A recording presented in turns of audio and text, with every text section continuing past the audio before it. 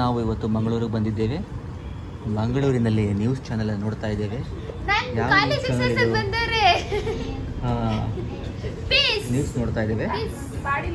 ನಮ್ಮ ಇಂಚರನ ಕಾಲೇಜಿಗೆ ಸೇರಿಸೋದಕ್ಕೆ ಬಂದಿದ್ದೇನೆ.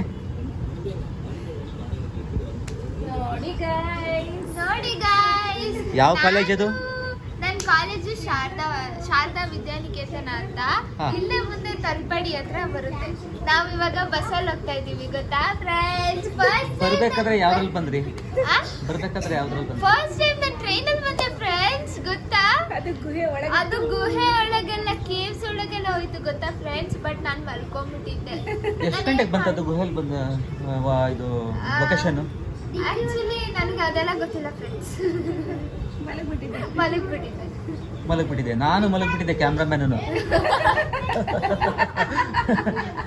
ಆಮೇಲೆ ಎದ್ದು ನೋಡ್ತೀನಿ ಮಂಗಳೂರು ಜಂಕ್ಷನ್ ಬಂತು. ಮಾತಾಡ್ತಿದ್ಯಾ ಯಾರು ಹಾರುಡಿ?